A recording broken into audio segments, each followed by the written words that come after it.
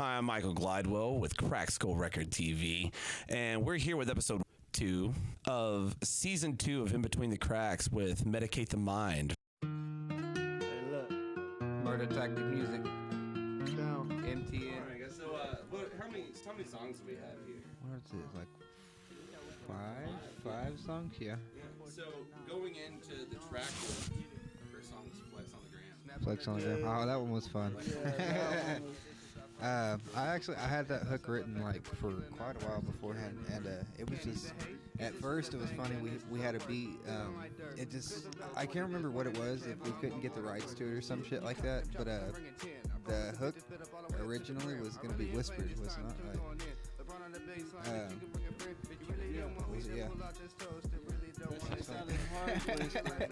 Honestly, I don't know why we didn't keep that right. Yeah, it was gonna be whispered. Yeah. Seems like that would have been It gave it a completely different vibe. It was crazy, but yeah, we found a beat and it worked well. So. I think you should definitely. We have to find the right beat for it, but I don't know, man. We're planning something, possibly another one, but we'll see.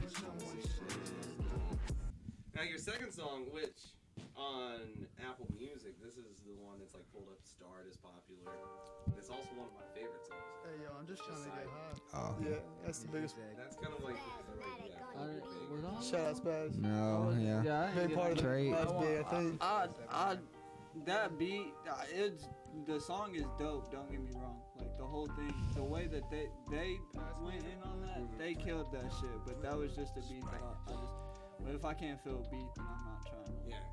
I've done mastered like a flow that I've been trying to master for like 10 plus years now, and so like after mastering that, it's kind of hard to, which I need to get out of my comfort zone, but after like mastering something or how I feel that I've mastered something, it's hard to like feel a certain type of beat or rap on it if I don't. Yeah. Believe it or not, like I really enjoy the hook on that song. Like I wrote the hook, and then I vibe with the hook, and then I vibe with everybody else's verse.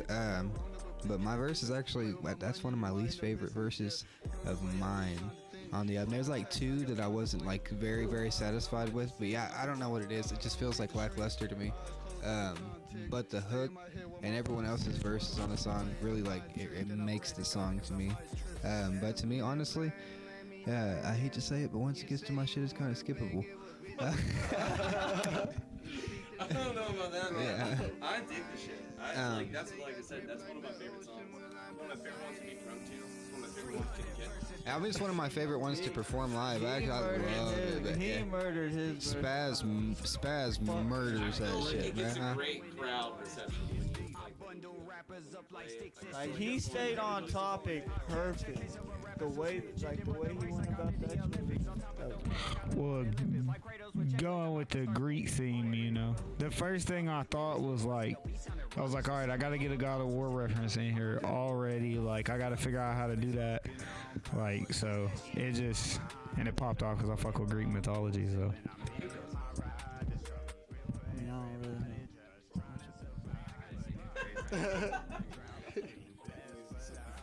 Next question.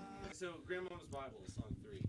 So I actually do not promote the song very much at all. I wish we didn't release it. I really like the Least favorite song yeah, of the EP?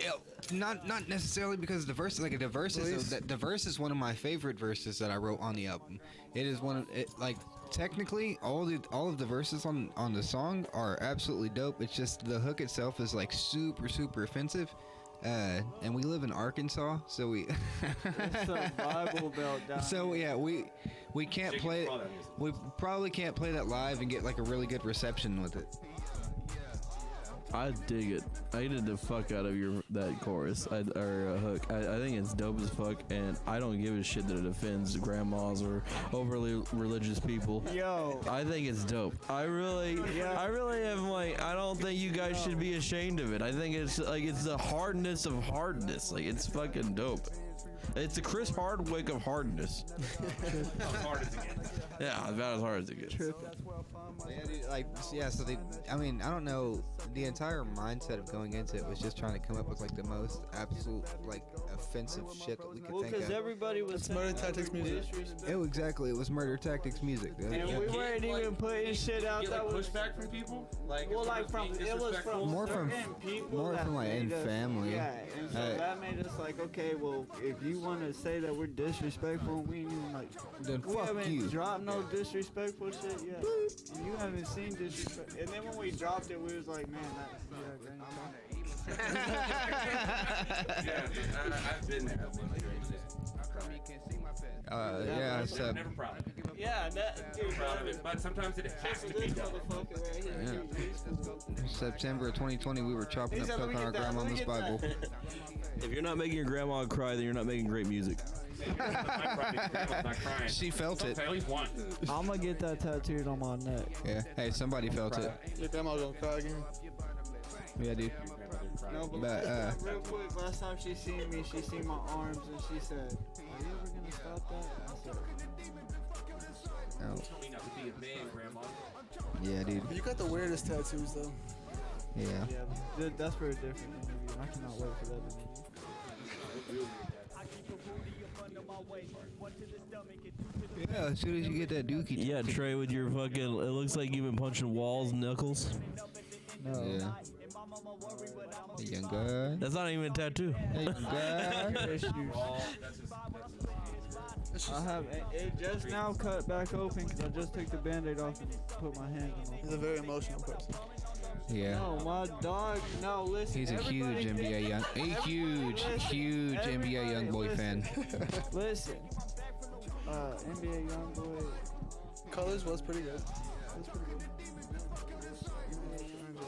Listen, Those I'm not dents even in his trying head to are dog inspirational. nobody on this Young God. interview, but NBA YoungBoy is on some weird shit. He's painting his face like fucking Denzel Curry. And honestly, Curry it go looks hard, though. worse. Denzel Curry do go hard, but YoungBoy don't. Moving on to the next song, and this is something that we can all be a little bit more of, and it's woke. Whoa. Yeah. Yes. What do you guys think about woke? Is that Yeah. I guess Darian was just like praying with the Pope one night. praying with the Pope one night? Hopefully that's a euphemism. Praying with the Pope. Yeah. It's coming soon. Praying with the Pope. Yeah. You want to feature it? I ain't playing, I'm just saying, I've been praying with the Pope. Yeah. Maybe the Pope will endorse it. Well, that's Woke is the other song that I was talking about. That had my other least favorite verse on it. I like it. I just, I don't know. I feel like my verses on those two songs were rushed in particularly. So whenever you guys hear our upcoming release and everything after, like Murder Tactics music, like whenever you listen to Ambitions and stuff, like you can just hear the evolution in our music, and it just, I don't know, man. Like I said, I just feel like I rushed it a little bit. I definitely could have took my time and wrote something and flowed it out a little bit better. I just felt like at the time we needed to get something out because we didn't have anything. We were just posting like freestyle videos on YouTube. At what point would you say woke? Is that an early song, like one of the first? I mean, yeah, we pretty much wrote and dropped everything within a span of like 2-3 weeks. Like, yeah, we were just trying to get shit out, man. So I mean, there wasn't like us sitting down and it was like, here's the concept of this EP or anything like that. We literally just were trying to get shit out. And that's what's crazy about that is because the whole EP is so consistent with like everything that you listen to. It just rides off like each song, like even Grandmama's Bible, it rides off each other so perfectly. So it's like It's definitely a fun listen, man. I wouldn't say that. Yeah, I wouldn't say it had any particular message in it. It was just like, Thanking the Lord that I'm woke. I'm smoking on gas, And but then- she's sipping on coke. Start getting money, you can tell by my coat. A lot of people really say I'm the GOAT. Just put me a show, bitch, I'll never go broke. I didn't have those And I verses hit every written, note. but I Never tweaked a take lot two, of bitch, those I'm always on verses. go. Sit on the wing like I'm I will say, Fuck with bitches, I know I will say I remember running the auto tune for the hook on that, and like we got this weird artifact thing that was like happening to Darian's voice when we threw the auto tune on it, and that's an effect that I really can't recreate it. Like it was in the moment type shit. Like it was one of those effects where it's just like that auto tune like had the right coloration and right saturation for his vocal on that hook, like, and it added something to it, I thought, and like I really ain't found something like that again on any other auto tune. So yeah.